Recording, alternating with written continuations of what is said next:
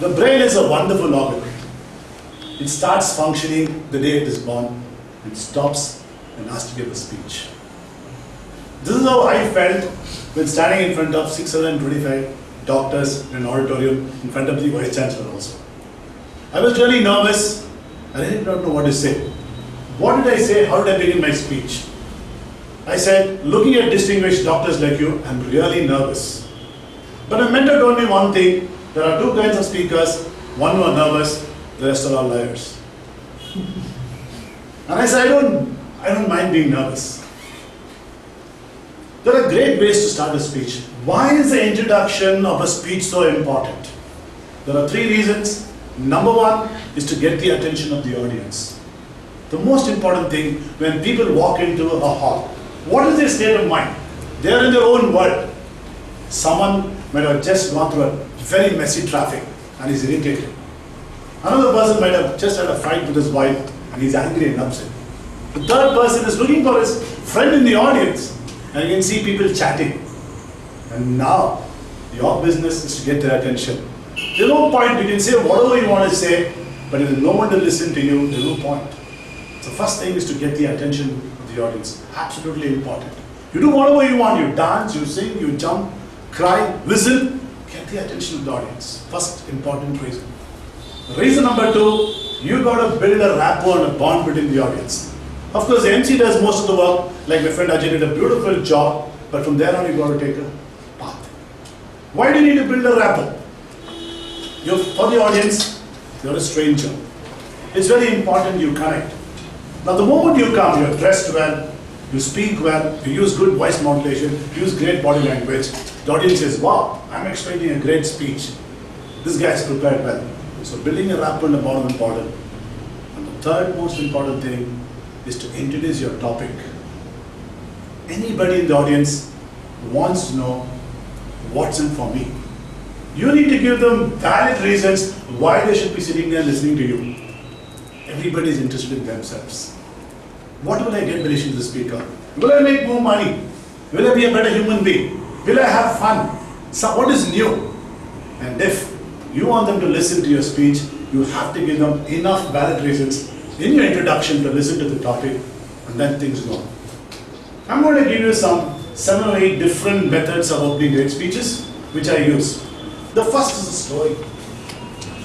A cigarette in my hand, a beer in my other hand, I felt like a man.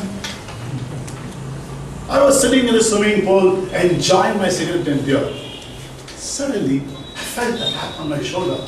I turned around. I saw an elderly gentleman dressed immaculately in a white suit. He said, "Good afternoon, sir. My name is Mr. Thangapal. Can I join you for a drink?" Now, this speech was part of the storytelling manual from entertaining speech. I broke the ice, got the audience's attention, and introduced the topic.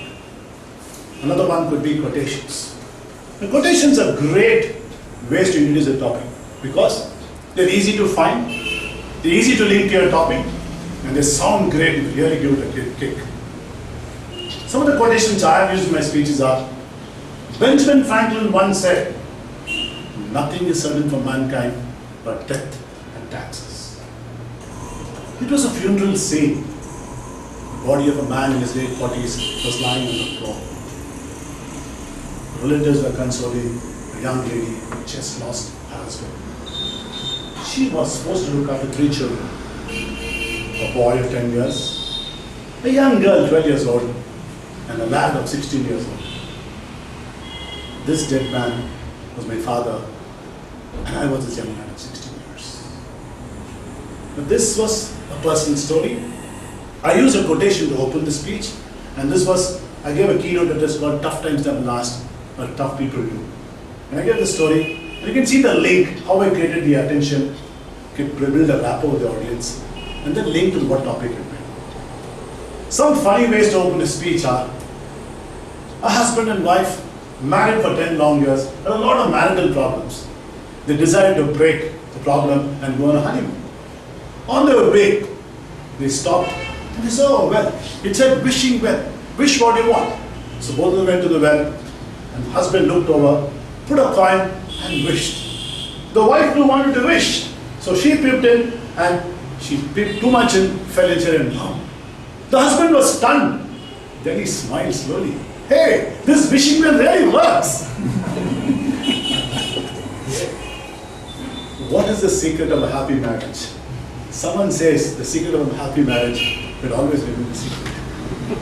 Now this I was talking about marriage, about secret, about marital problems.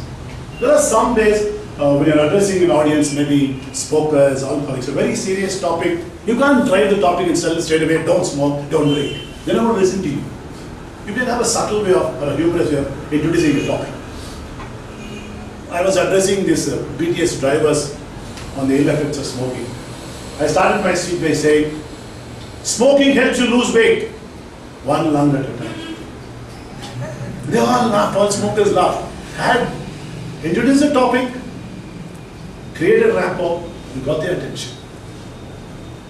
One beautiful way is using props. Can I have the mobile phone? Yes. This, ladies and gentlemen, is the most powerful communication gizmo in the world. This, ladies and gentlemen, is the most powerful cause for causing brain cancer. Studies have shown that discriminated use of the mobile phone is causing brain cancer, which ultimately leads to death. Now use a prop to introduce a topic.